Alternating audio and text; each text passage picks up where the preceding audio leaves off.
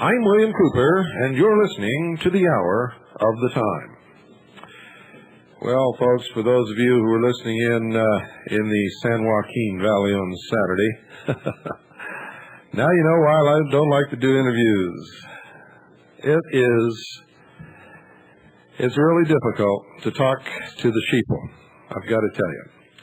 And most of those people have not been exposed to the education that my regular listening audience is, and I lost my patience for sheeple a long, long time ago. A long time ago. Number one, they think that everybody owes them something. They think that we have to instantly put something in front of them to prove what we say every time we say it, and of course when you're on radio you can't do that. You have to instill some responsibility into the listener to listen to what you say and then go out and investigate it. But they don't want to do that. Then you have the people who want to argue from a point of faith and not deal with facts. And you get into this, tis two, tis not, tis two, tis not bullshit. And I won't put up with it. And then after about an hour and a half, we got the Wicked Witch of the West. Oh, this was a grits groupie from way back. And she was the Wicked Witch of the San Joaquin Valley. She came on, and I very politely let her have her say, which didn't make too much sense. And then I attempted to find out exactly what it was she was talking about. And then I attempted to correct her perception of what she thought I said, and then give her an answer to where she could find what she was looking for, and she wouldn't let me talk. Every time I tried to answer her questions, she started yelling into the telephone. And so I just made up my mind if the host of the show wasn't going to control the interview, then I would. And I just hung up and went about my business. When I did that, everybody who was here, we had a live audience here, by the way. We did it from the studio, so it was going on the speakers. Everybody here started cheering and clapping. They were so happy. They were so happy that we didn't have to listen to the ignorance anymore. So, now that we're back with our regular audience, whose many of you have been with me since May the 4th of 1992. Boy, it's a long time, and it just somehow doesn't seem like it's that long, and we've covered so many subjects. One of the things that those people wanted me to do was produce instant documentation through the radio. I mean, they wanted to see it right now. And, of course, you can't do that through the radio. So, you know, all of you have been listening to this broadcast. We document everything, and we give you the sources, and we send you out to prove us wrong, and none of you ever have. In fact, that's how we have converted most of you to regular listeners and to real people from your former state of sheeple, is by getting you to go out and look up the documentation that we tell you about. And, of course, when you do, you find out that it's all true. We document it in our newspaper, Veritas. My book is the most well-documented book ever published in the history of the world, containing the most suppressed information that's ever been put into one book. All documented. It's incredible. And on this program, we have gone through the treason documents and the documentation of Public Law 87-297 and 100-690, and on and on and on and on and on. On some broadcasts, we've done nothing but cite the documentation in the law, in the treaties, in Congress, in the Federal Register, in the Congressional Record, and on and on and on ad infinitum. But when you're talking to sheeple, it doesn't make any difference. You see, they're coming from an emotional point rather than a logical point. and the Wicked Witch of the West. The more I tried to reason with her, the more I discovered that you needed a hot air balloon to float between her ears because there just wasn't anything in there. So the only thing I could do at that point, since the host would not exercise control of his own show, I left. But for those of you listening to the San Joaquin Valley now on KDNO, and by the way, later in the program, I'll tell all of you what the FM, it's FM, it's real good, clear sound. So if you're in that area and you normally listen on shortwave, you'll be able to listen on to KDNO on FM, and I'll give you the frequency later. I don't have it right here in front of me, but I will get it. Richard Palmquist is up to speed on all this. He's been doing a very good job broadcasting the results of his research, and he's tried very hard to educate the people in the San Joaquin Valley, and we all know that it's really tough. I'm not kidding you. Saturday, I thought I was back again on May 4th, 1992, starting from scratch all over again. And some of you will remember some of the calls we used to get, and you know, I just lost my patience a long time ago. I'm sorry. I can't help it. It's just gone. There's nothing I can do about it. It's not in me anymore. It has vacated the premises. For those of you who are members of the Intelligence Service, or CAGI, our conference is coming up May 29th through June the 2nd. That's May the 29th through June the 2nd. If you have a single membership, or if you're a CAGI member, CAGI members are all single memberships. If you have a single membership in the Intelligence Service, or you're a CAGI member, the fee is $100 per person. Per person. If you are in the Intelligence Service and you have a family membership and two family members are going to attend, the fee is $150. $150. If you have a family membership in the Intelligence Service and three or more of your family will attend, the conference fee is $200. If you are a non-member, the fee is $350 non-negotiable. $350 non-negotiable. All conference fees are non-refundable. Non-refundable. That means if you send your conference fee in and we reserve a seat for you for those 5 days, and then all of a sudden you find out you cannot come and you call us up and say, please refund my money, we will not do that. So understand it now. It will be up to you to find somebody to fill that seat who can pay you. And if it's not a member, if you, for instance, if you were a single member and you paid $100 and you sell your seat to someone who's not a member, then they would pay you $100 and send us $250, and then you would notify us that they would be taking your seat. That's the way it works. Or you can give it away. It's up to you, but it's non-refundable, and I want to make sure that everybody out there understands that. And there's reasons for this. It's not to screw anybody or anything else. It's just that that's the way it has to be.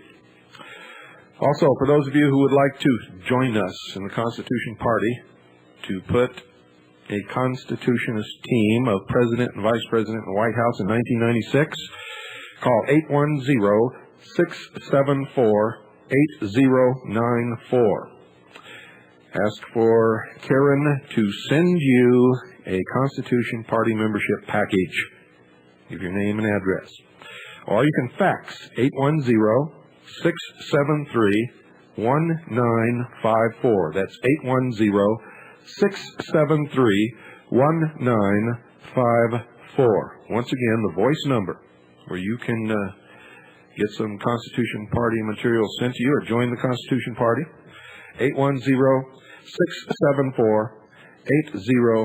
810-674-8094. So it's important, folks, that you do that. Our platform is the Constitution and the Bill of Rights. We don't get into all these issues that everybody's chasing their tail on. Very simply, when we do get into them, it's to say very simply that the Constitution Party stance is that all of the things that the federal government has their finger in belongs with the states and with the local, state, county, and city governments, not with the federal government. We want to roll the federal government back to within the limits of the Constitution. We don't believe that the federal government has any business dictating anything about abortion, pro or con. We have people in our party who are pro-abortion, people who are against abortion. I believe that abortion is murder. But what holds us all together is our common bond of liberty. Liberty. And we believe that those decisions should remain on the local level. We don't believe in a lot of things that the federal government is doing. So if you believe like we believe, get on board with the Constitution Party and call that number that I just gave you. In South Carolina, the Constitution Party's next meeting will be held in Greenville, South Carolina. That's Greenville, South Carolina, at the Greenville Public Library on April 20th at 7 p.m. That's the Constitution Party in Greenville, South Carolina. That's for the whole state of South Carolina. And anybody from adjoining states, if you would like to drive over there, you're all welcome. The South Carolina Constitution Party's next meeting will be held in Greenville, South Carolina, at the Greenville Public Library on April the 20th at 7 p.m. The library is located at 300 College Street. It's 300 College Street in Greenville, South Carolina. Remember, the meeting's on April 20th at 7 p.m. For information, call Mark at 803-834-0992. That's Mark at 803-834-0992. Or Vic at 803-684-3155. That's Vic at 803-684-3155. Everyone is invited, whether you live in South Carolina or not. I wish I could be there. You never know. Maybe I will. I have no plans to be there, though, so don't count on it. Rally to support the Constitution. Now remember, folks, the Conference of States comes up again for a vote in Pennsylvania. Now remember the newspaper article I wrote to you where they lied about everything we did? Now let's really give them a rally this time. On the 18th of April, 1995, at the Pennsylvania State Capitol in the Rotunda, between 12 noon at 1. Be there at 12 noon sharp. Rally to support your Constitution on Tuesday, April the 18th, 1995. Everybody plan to be there. It's in the Pennsylvania State Capitol in Harrisburg, in the Rotunda, at 12 noon. The theme, support the United States Constitution untampered, unchanged. Help stop the Conference of States from materializing in Pennsylvania and elsewhere. If we can beat it in Pennsylvania, we can beat it everywhere, folks. So this is the key.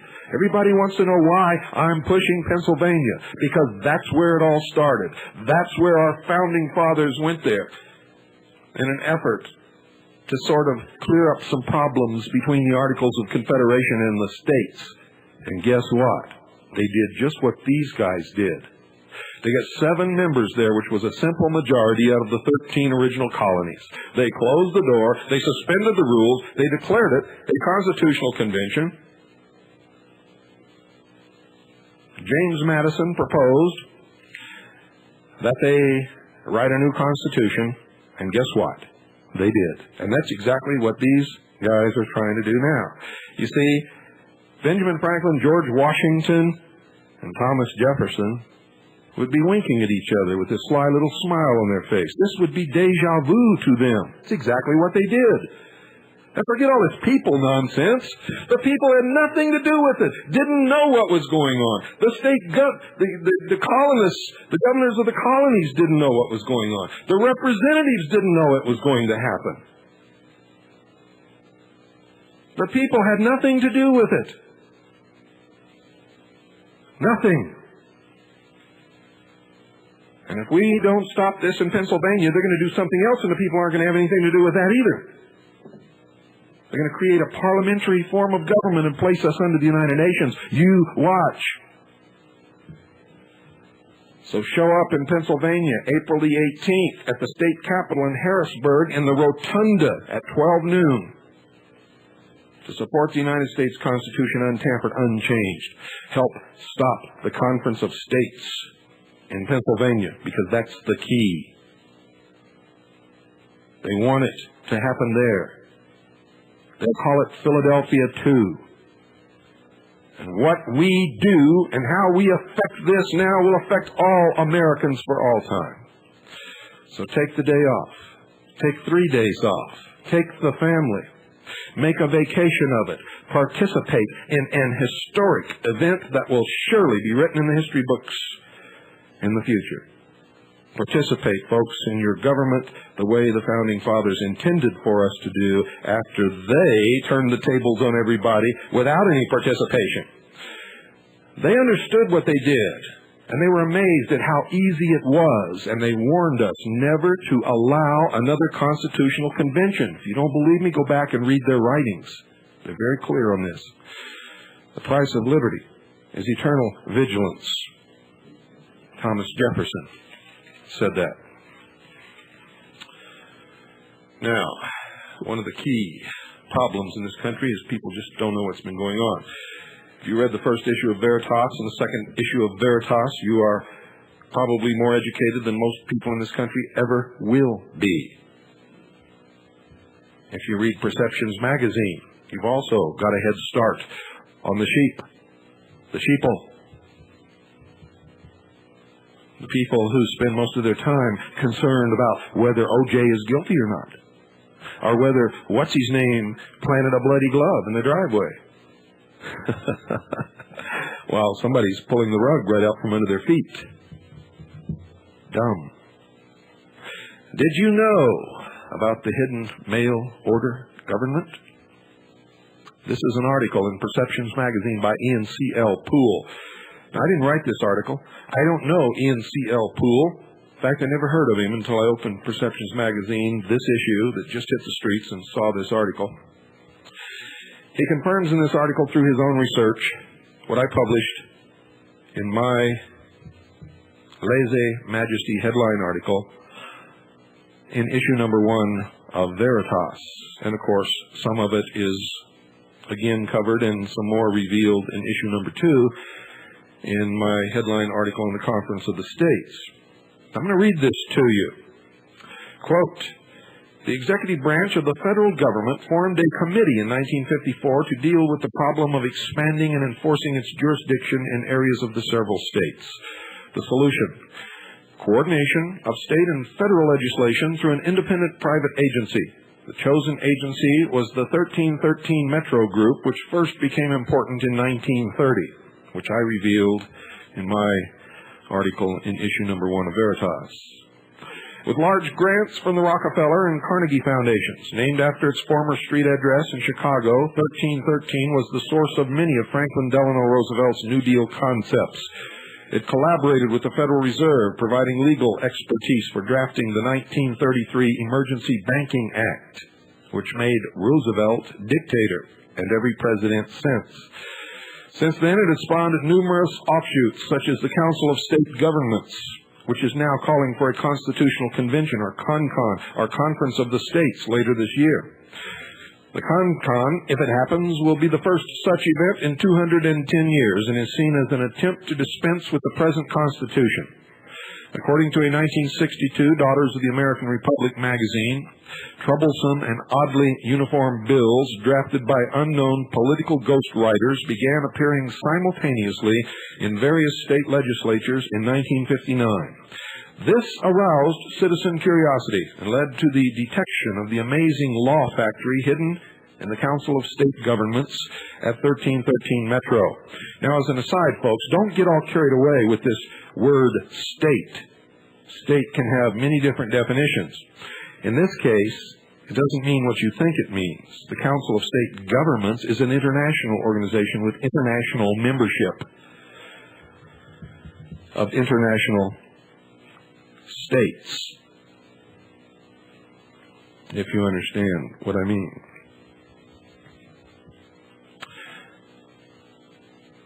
The entire 1313 group is known as the Public Administration Clearinghouse, or PAC, and that is the real source of the term PAC.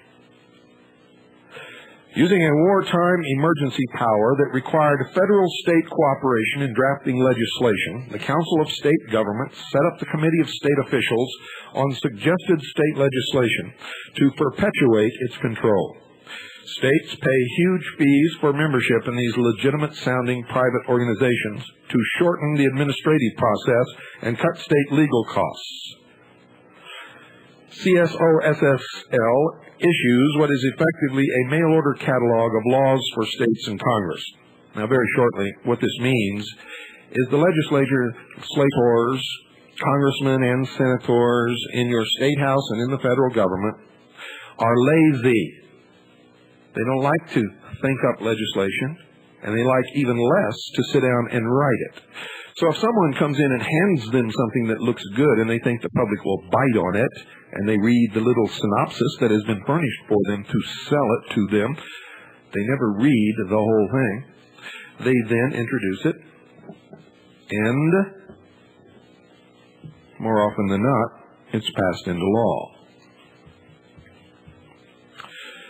So that's how this works. The Council of State Governments, now financed through the Ford Foundation and the Rockefeller-dominated Chase Manhattan Bank, also drafts executive orders for the President. Now, the Council of State Government laws adopted by its member states include dubious attempts to establish Council of State Government legitimacy. For example, the Council of State Governments is hereby declared to be a joint governmental agency of this state and of the other states which cooperate through it. And another one is, it shall be the function of this commission to carry forward the participation of this state as a member of the Council of State Governments, in short, do all such acts as will enable this state to do its part or more than its part in forming a more perfect union among the various governments in the United States and in developing the Council of State Governments for that purpose, end quote. Problem is, it's unconstitutional. You see, the Constitution forbids any state to enter into any agreement or contract with any other state without permission of the federal Congress. This type of legislation required to activate the Council of State Government membership is regarded by some legal authorities as a compact. It is a compact. It's an agreement. The Council of State Governments also is incorporated under the 501c3. Which means it's forbidden to engage in political activities. But that is its entire purpose. The Constitution, Article 1, Section 10, Paragraph 3, requires the consent of Congress to validate compacts between states, and that includes agreements. The article expressly forbids states from entering any confederation, agreement, compact, or treaty except the United States. It would appear that the entire Council of State Governments alliance is then in direct violation of the Constitution. The Council of State Governments, in a new attempt to transfer state power to the federal courts, suggests adding the following words to the 10th Amendment. Quote, whether a power is one reserved to the states or to the people shall be decided by the courts, end quote. What do you think about that? I think they better not try it. The Council of State Governments membership interlocks with the Council on Foreign Relations and international bodies such as the International Union of Local Authorities and the Committee on International Municipal Cooperation, whose original purpose was to send American money to the former Soviet Union and its satellites. And membership also includes some foreign state governments. Yet another council of, excuse me, ladies and gentlemen. Another CSG affiliate, the International Federation for Documentation, sent money, law enforcement information, and legal documents to communist East Germany. IFD now assists FEMSEN, BATF, and Interpol to lead international cooperation in standardizing identity documents and numbers and laws relating to drugs, tax, and money transfers. According to its 1994 report, the Council on Foreign Relations now has 3,136 members, including 5 Rockefellers, Bill Clinton, Newt Gingrich, and Alan Greenspan of the Federal Reserve. Their publications over the years have outwardly promoted one world government, the dissolution of national sovereignty, and an end run around the Constitution of the United States of America to bring about one world government under the United Nations. Ordinary Council on Foreign Relations membership requires a secret, difficult reference procedure and is almost impossible to obtain. However, one can join as a corporate member for just $10,000 a year. Those of you with $10,000 might consider it just to find out what the hell's going on, if for no other reason. You won't not ever be a member of the inner circle, but everything that's decided will filter down to you, and you are expected to go down and promote it to the public. The Council of State Governments has 200 corporate members, each paying $3,000 annually. Some corporate members include Abbott Laboratories. See Awesome News, page 81 in this issue. American Express, American Medical Association, Amoco, AT&T. Remember the ad? AT&T, one world, one card. What do you think that's all about? Dun & Bradstreet, Ford Motor Company, GTE, Telephone Operations, MasterCard International, Sandoz Pharmaceuticals, TRW, and others. And that article will be continued in the next issue of Perceptions. This is the May-June 1995 issue, folks. Get it. Read it. Perceptions complements what we do here. Only they try to bring disparate groups together and stop the nonsense of, well, you know. So,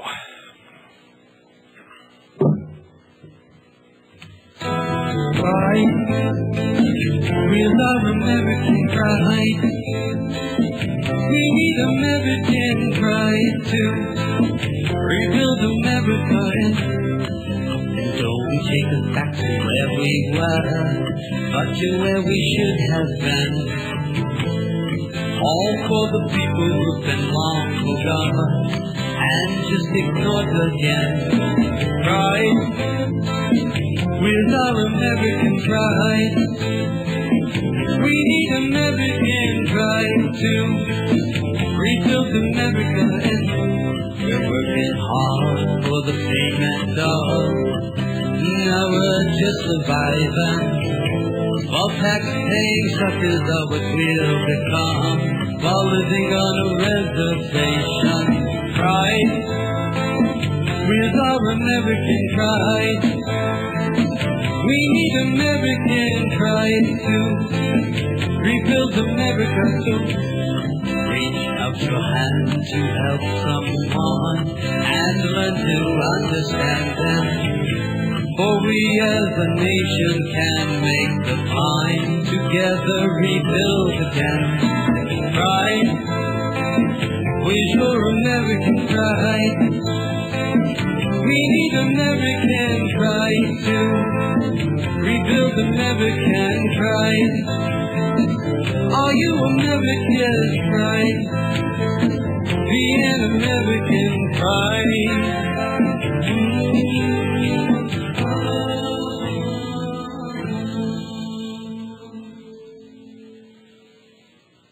That's my friend Paul Story.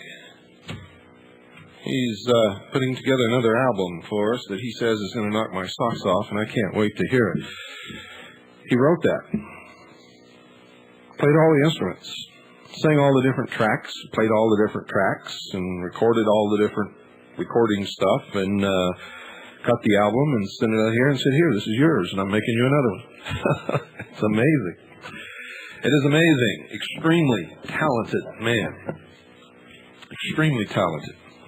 Now, if you could just remember not to call me within 1 hour of the show starting. He likes to call and talk, and I love to talk to him. Let's get into something here that concerns us all. It concerns me because I have a little daughter. It concerns you because many of you have children, and if you don't, maybe you will someday, or maybe you have grandchildren, or maybe you have nieces and nephews, or somebody young that you care about. If you don't care about anybody young, then you don't need to listen to this, because basically my philosophy is, if you don't care about anybody that's young in this country, then we just flat don't care about you. What do you think about that? I'm going to be talking about the National Education Association. And it is important, ladies and gentlemen, that you listen to every word that I'm going to tell you. You see, people look around in this country for an enemy and they can't find one. They can't find one because the enemy is all around you, but you don't perceive them as being an enemy because they don't project it. You see, everything that's happening to us is not happening from without, it's happening from within. It's a grab for power. Most, ladies and gentlemen, of the problems in America today can be traced to the capitalism and individual responsibility. The watchwords of the French Revolution were liberty, equality, and fraternity, which at first sound quite commendable, don't they? The words that actually began the French Revolution were, and I quote, "Now is the time," end quote. You look around, you'll see those words being used more and more in this country, and it will surprise you exactly who is using them. I'll say it again for you so you can listen for it. Quote, "Now is the time," end quote. See, our forefathers were escaping from tyranny. They were escaping from religious persecution. They were escaping from persecution by kings and queens and despots. They were escaping from British Freemasonry. They were escaping from what was taking hold on the continent, which caused the French Revolution, which eventually became known as socialism. You see, Marx didn't invent socialism. It was a long, long time before he came along. He just put it into words. He wrote down the tenets of socialism. There's a battle going on underground between power groups. And there are four main groups, ladies and gentlemen.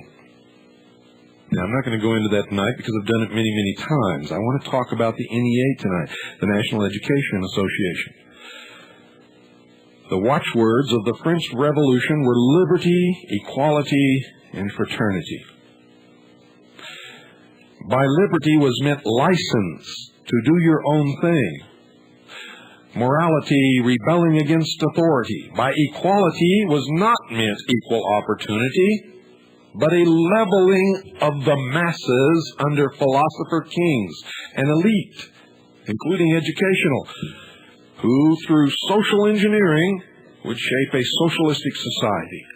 And by fraternity was not meant a brotherhood based upon the Holy Bible or based upon the kinship of human beings, but rather a humanistic brotherhood based upon what all ethical systems have in common, headed by a master race who consider themselves to be the only truly mature minds in the world, and the other races and the masses of people are the children to be taken care of by these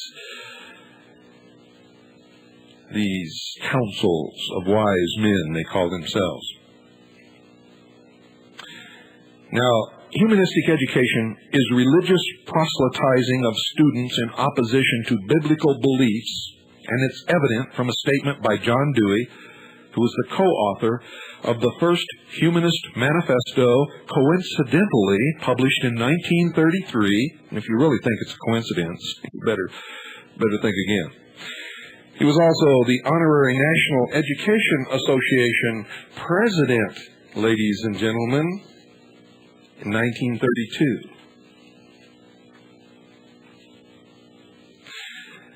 In Religion and Our Schools,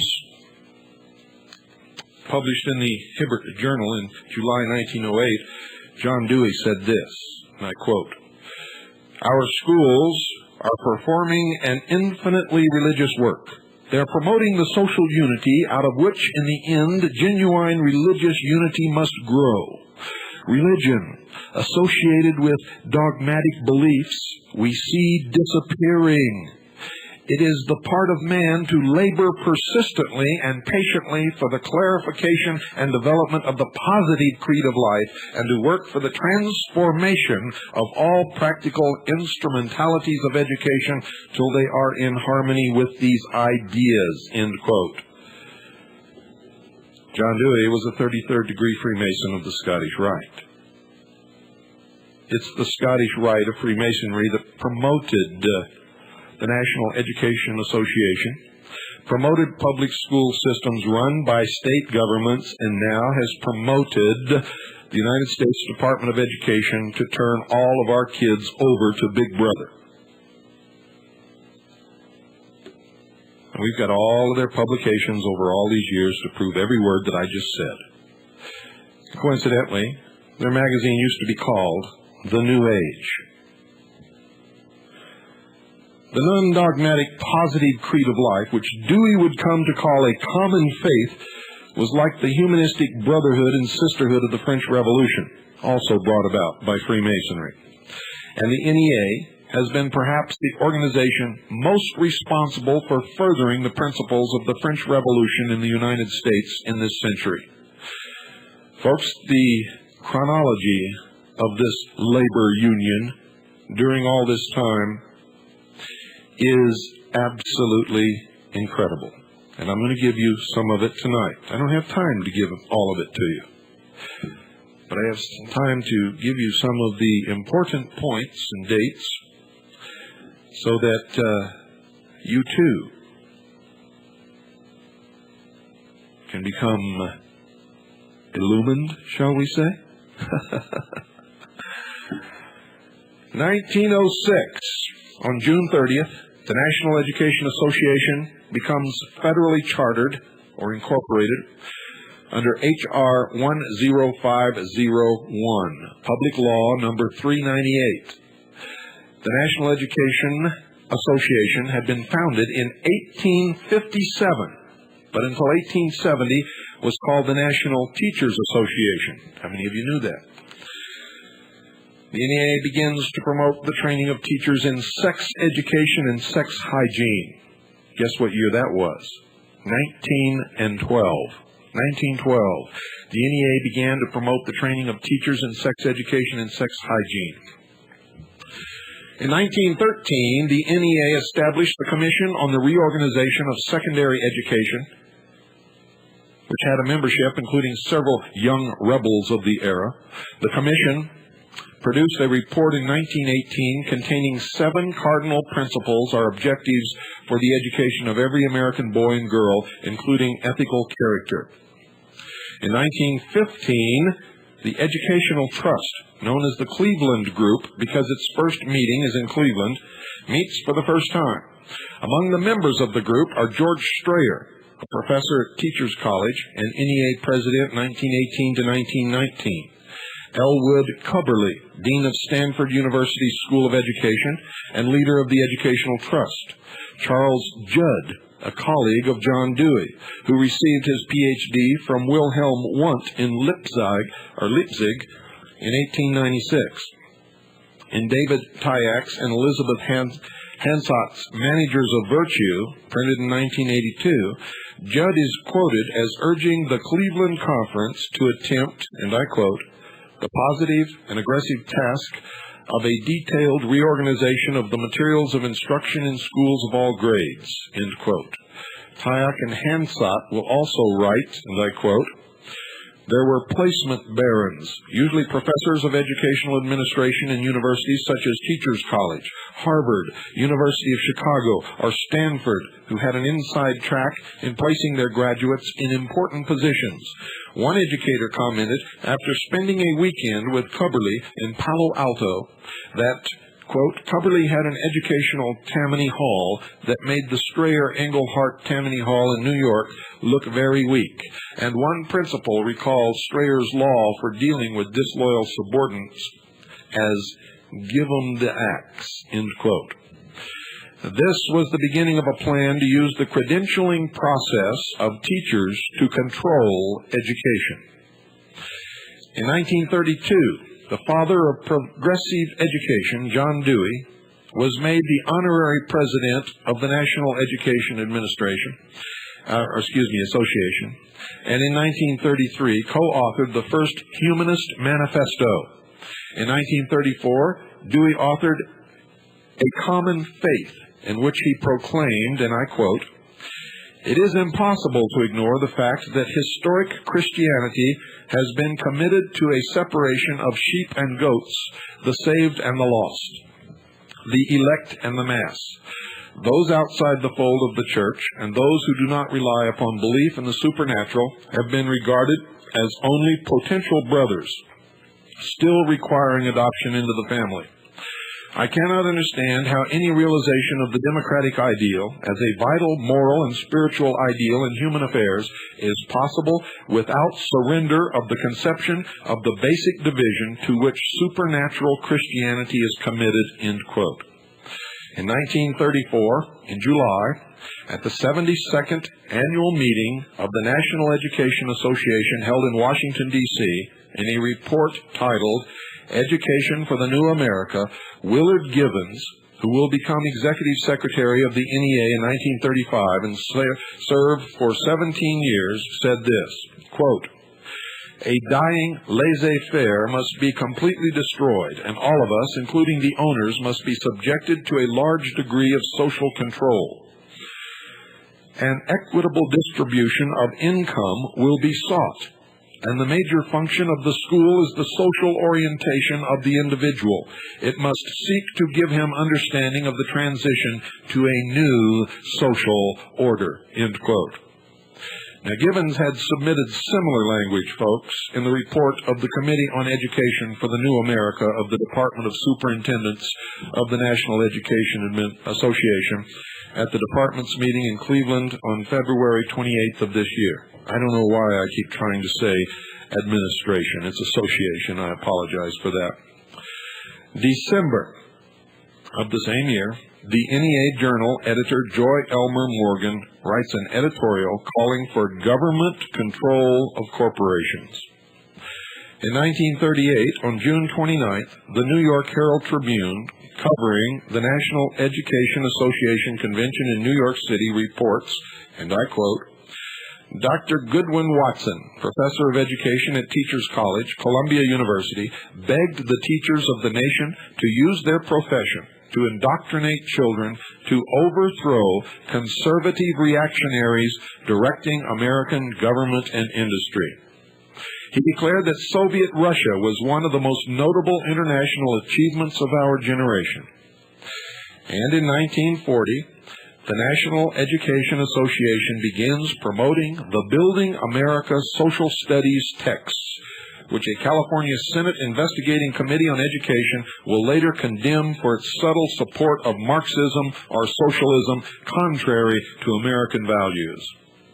In 1942, in December, the National Education Administration or Association, I don't know why I do that, I apologize, the National Education Association Journal, editor Joy Elmer Morgan writes an editorial, quote, "The United Peoples of the World," end quote, explaining a world organization's or world government's need for an educational branch, a world system of money and credit, a uniform system of weights and measures, a world police force, and other agencies. 1946, in January, the National Education Association Journal publishes The Teacher and World Government by Joy Elmer Morgan, editor of the NEA Journal from 1921 through 1955, in which he proclaims, and I quote, "In the struggle to establish an adequate world government, the teacher can do much to prepare the hearts and minds of children for global understanding and cooperation. At the very top of all the agencies which will assure the coming of world government must stand the school, the teacher, and the organized profession, end quote. In April, the National Education Association Journal prints National Education in an International World by L. Kendall of Teachers College, Columbia University, who comments, quote, "The establishment of the United Nations Education, Cultural, and Scientific Organization marks the culmination of a movement for the creation of an international agency for education which began with Comenius. Nations that became members of UNESCO accordingly assume an obligation to revise the textbooks used in their schools. Each member nation, if it is to carry out the obligations of its membership, has a duty to see to it that nothing in its curriculum, courses of study, and textbooks is contrary to UNESCO's aims," end quote. In August of the same year, the NEA sponsors a world conference of the teaching profession. Representatives from 28 nations are present, which drafts a constitution for a world organization of the teaching profession. The organization will hold its first regular meeting in August 1947 in Glasgow, Scotland, and will be a mighty force in aiding UNESCO. In the words of William Carr, Associate Secretary of the NEA's Education Policies Commission. In 1947, in October, the National Education Association Journal includes On the Waging of Peace by NEA official William Carr, who states, quote, "As you teach about the United Nations, lay the ground for a stronger United Nations by developing in your students a sense of world community. The United Nations should be transformed into a limited world government. The psychological foundations for wider loyalties must be laid. Teach about the various proposals that have been made for strengthening the United Nations and the establishment of world law. Teach those attitudes which will result ultimately in the creation of a world citizenship and world government. We cannot directly teach loyalty to a society that does not yet exist, but we can and should teach those skills and attitudes which will help to create a society in which world citizenship is possible." And in 1948, Education for International Understanding in American Schools, Suggestions and Recommendations is produced by the NEA with partial funding by the Carnegie Corporation and contains the following statements. Quote, "The idea has become established that the preservation of international peace and order may require that force be used to compel a nation to conduct its affairs within the framework of an established world system." As an aside, ladies and gentlemen, that is what is happening now, and the military forces of the United States of America is functioning as the world police force under the United Nations. I continue. The most modern expression of this doctrine of collective security is in the United Nations Charter. Many persons believe that enduring peace cannot be achieved so long as the nation-state system continues as at present constituted. It is a system of international anarchy, a species of jungle warfare. Enduring peace cannot be attained until the nation-states surrender to a world organization the exercise of jurisdiction over those problems with which they have found themselves unable to deal singly in the past. And in 1952, the National Training Laboratories, NTL, becomes a part of the National Education Association. The NTL, or National Training Laboratories, was founded in 1947 and sponsored by the NEA's Division of Adult Education Service. In 1968, the NTL will separate from the NEA and become an independent organization, and it will later be called the NTL Institute for Applied Behavioral Science. And that happened in 1986. 1962, Issues in Human Relations Training is published by the National Training Laboratories of the National Education Association. And in this book, the editors write that human relations are sensitivity training, quote, fits into a context of institutional influence procedures, which includes coercive persuasion in the form of thought reform or brainwashing.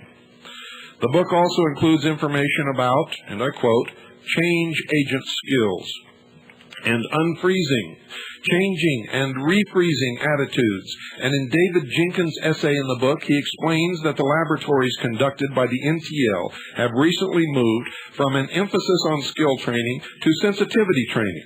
And he declares that the trainer has no alternative but to manipulate. His job is to plan and produce behavior in order to create changes in other people.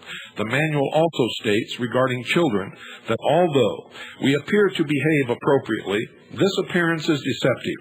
We are pseudo-healthy persons who can benefit from sensitivity training, end quote. April 26th of the same year, the Tulsa Tribune, after learning that the NEA had a file on its editor under Critics of Education, printed an editorial asking, quote, "What is the function of the National Education Association? To improve the education of America's children or to stifle criticism of present educational methods?" End quote. In October of the same year, the Chicago Sun-Times publishes an editorial stating, quote, "That the National Education Association advocated federal aid has surprised us at times, but no longer. For control, real control over the nation's children is being shifted rapidly to the National Education Association. That organization has about completed the job of cartelizing public school education under its own cartel. It is doing so under an organization known as the National Council for Accreditation of Teachers' Education, an agency whose governing council is tightly NEA-controlled. The manner in which the NEA is usurping parental prerogatives by determining the type of education offered is very simple. Control the education and hiring of teachers. NEA has no apprehension regarding federal control of public schools as a consequence of federal aid. It has control itself. It is extending that control over colleges and universities, which are all Marxist now. In the NEA scheme of things, it will be a simple matter to extend control over whatever Washington agency handles the funds." End quote. October 20th of the same year, the New York Times publishes, quote, "McMurrin insists he quit to teach," end quote, by Wallace Turner, in which he writes that before Sterling McMurrin resigned as U.S. Commissioner of Education, Dr. McMurrin told NEA head William Carr, quote, "You and I head up the biggest bureaucracies. You and I head up the biggest bureaucracies in Washington. The National Education Association has all of the bureaucratic shortcomings and is in danger of moving toward national control of education, not by the federal government, but by the NEA," end quote. In 1963, March and April, a special supplement of AV Communication Review is published as monograph number 2 of the Technologically Development Project of the NEA. The project, ladies and gentlemen, is under contract number SAE-9073 with the United States Office of Education, of Health, Education, and Welfare, as authorized under Title VII, Part B of the National Defense Education Act of 1958. The contractor is the NEA, and in this supplement you will find, and I quote, "Another area of potential development in computer applications is the attitude-changing machine.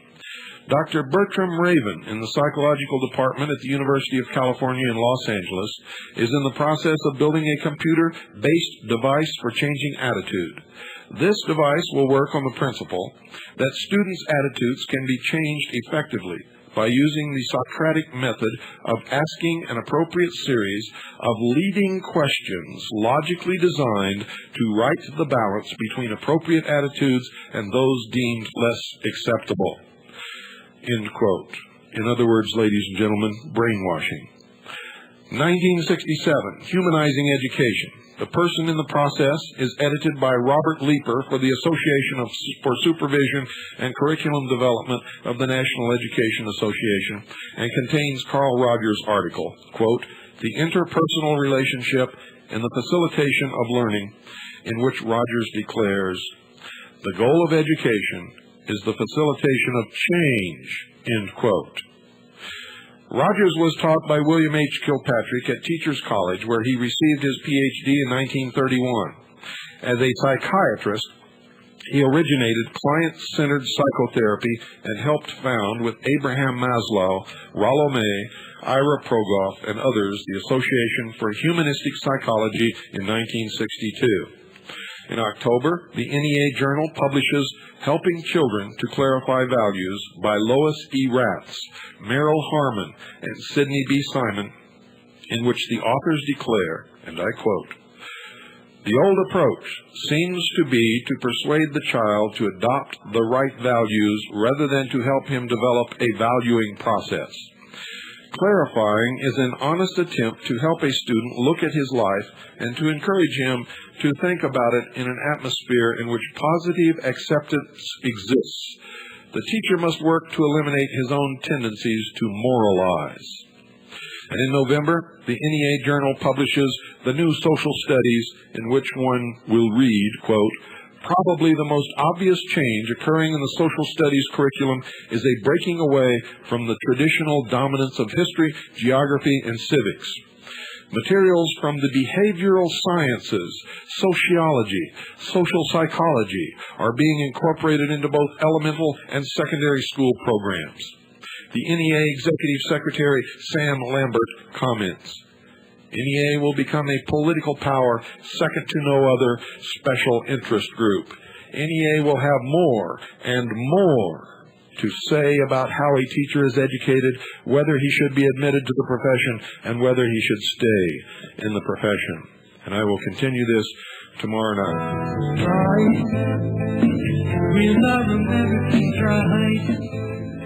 Good night, ladies and gentlemen, and God bless you all. Rebuild America. Don't take us back to where we were, but to where we should have been. All for the people who've been long forgotten and just ignored again.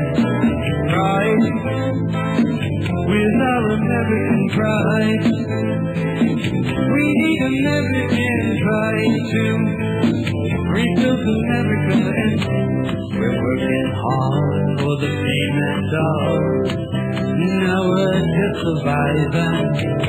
While tax-paying suckers are what we'll become, while living on a reservation. Pride, with our American pride, we need American pride to rebuild America. So reach out your hand to help someone and learn to understand them. For we as a nation can make the mind together rebuild again. Pride, with your American pride, we need American pride to rebuild American pride. Are you American pride? Be an American pride.